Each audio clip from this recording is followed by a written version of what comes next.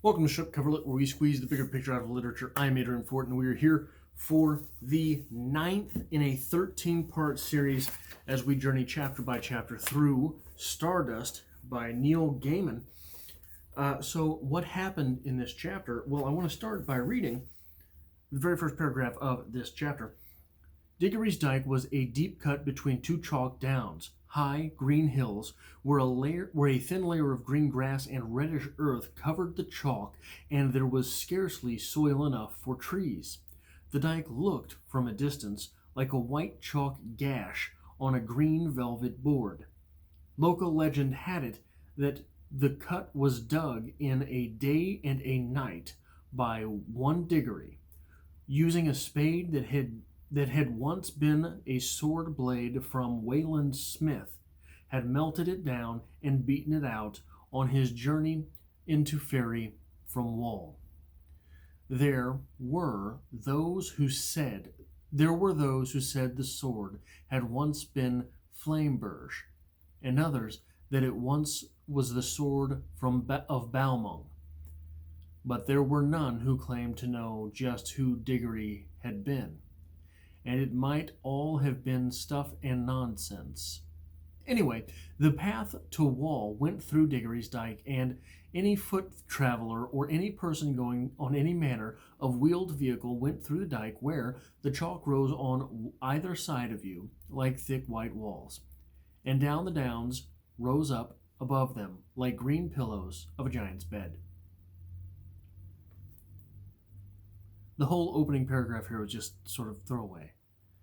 This is what is beginning to really wear on me about Neil Gaiman's writing. It all feels to me that way. But then, in this setting, inhabited by an old woman, there is a small house made of sticks. Just a little wooden house.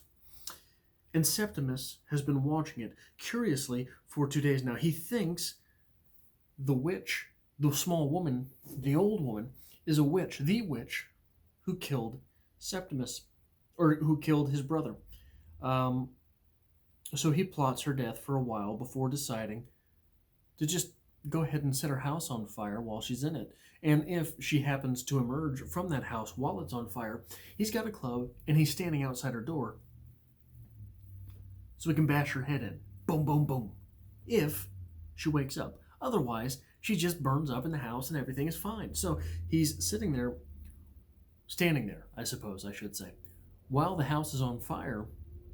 And no one ever comes out, but he gets bit by a snake. He says, well, I'll just tie off the leg, take off the boot, cut the skin, drain the wound, yada, yada, yada, we'll be fine. Turns out that snake was the witch. And he dies. He dies. Septimus dies. He's done. No more Lord of Stormhold. And the fire that he had set to the house, well, it just dissipates. It disappears. Our Lady the Witch stops by. Our Lady the witch that we had known before, she stops by and asks this new witch, the other old witch, the older witch from earlier, but the new witch to the story, not really that new, newer witch to the story, because this is Ditchwater Sal. It turns out, when Our Lady the witch that we know and love, asks Ditchwater Sal, who's with you, and forces it out of her with magic, because she does not know that the star is with her, she does not tell her about the star. She just says, I got this servant that I turned into a bird. I found this guy, turned him into a mouse, and me, and the mules. That's it. That's all we got. That's us. That's all we have here. She says, okay, that's fine. Because she, older witch, newer to the story, not our younger witch, older in the story. Ditchwater Sal doesn't know the star's with her, so she's not forced to tell her when she's telling her all the people that are with her. Anyway, the witch transports Tristan back to Wall. And then, once they get to Wall, in very evil fashion, the witch turns Dormouse Tristram back into young boy Tristram, young man Tristram, and in very evil fashion, lets him go. Yep. No need to worry about that one, not this witch. Then she turns the crow back into the woman, and Tristan and Yvain say how sorry they feel for the woman. That's terrible. That's awful. I feel for her. Nothing we can do, though. They shrug it off and they carry on. In Wall, Tristan decides to visit his parents first and then Victoria, though presently he cannot bear the idea of parting with the dear star. And she says to end the chapter, "Are you sure you want to do this?" And he says, I don't know. I'm full of butterflies too, but it's what we got to do. And she says, "Whither thou goest." Now, remember that phrase, because we're going to get back to it in a second. First things first, I was duped. I apologize. I apologize to you. I was under the impression that this witch was our old witch. Our original witch, not our old witch. The old witch is this witch, Dishwater Sal witch, is older in appearance than our lady, the witch. Than the witch that we have come to know and love, the witch that we have spent so much time with which we have spent so much time. Not the same witch. Last video, I had said that the witch with which I had said the witch with which we are currently abiding, we are currently traveling, was the same old witch. Too many witches. Which witch are we talking about? Which witch is which? But it wasn't. It was Dishwater Sal witch. This is too much, Neil Gaiman. I hate you. So, remember that phrase, "Whither thou goest." Sounds like Shakespeare. Sounds like Shakespeare because it's from the King James Bible. In the King James Bible, it comes from the story of Ruth. This is the fulleth quoteth. "And Ruth said, Entreat me not to leave thee, or to return from following after thee.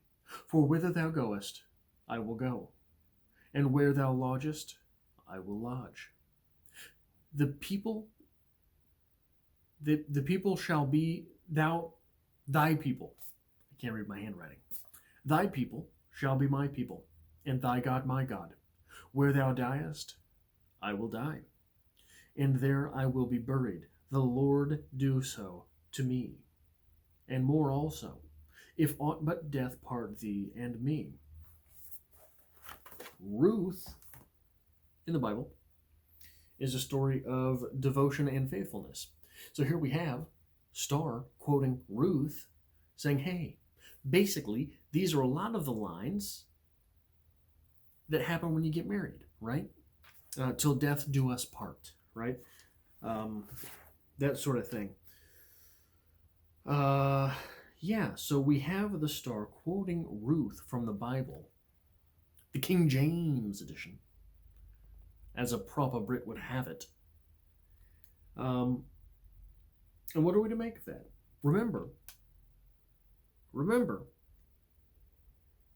while Tristan was a mouse and old witch lady could not see the star, she could have left. She said, "My people don't do that. Now that you saved my life, I belong to you, you belong to me, yada, yada, yada." Right? She said that. But we don't know if that's just figurative language. Is that a customs thing? She's not a star anymore. She can't go back. So why couldn't she just walk away? She could have, I think. What she's talking about when she says, I can't leave you now, I think what she's talking about is a moral standing. And I think she learned to like him there. That Ruth quote, by the way, Ruth 1:16 through 17. So that's what happens here. We have a transformation of the star from someone who seems trapped with Tristan to someone that is willing. Look, your people are my people, your God is my God, and where you die, I will die. That's what the quote from Ruth is, whither thou goest. So that's interesting. That is an interesting thing, an interesting development to see from Yvain. There's one question that I have from this chapter going forward. One thing, one observation, one dangling carrot, which if it is not resolved by the end of the story, I'll be pretty upset. Will Tristram become the Lord of Stronghold?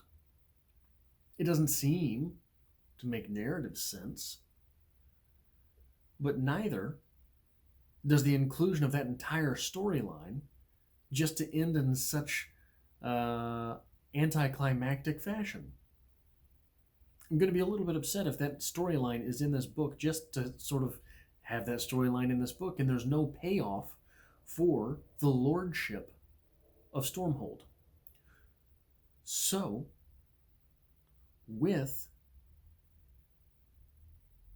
the possibility of his true original love versus the new Yvain love, because remember, they walk into Wall hand in hand.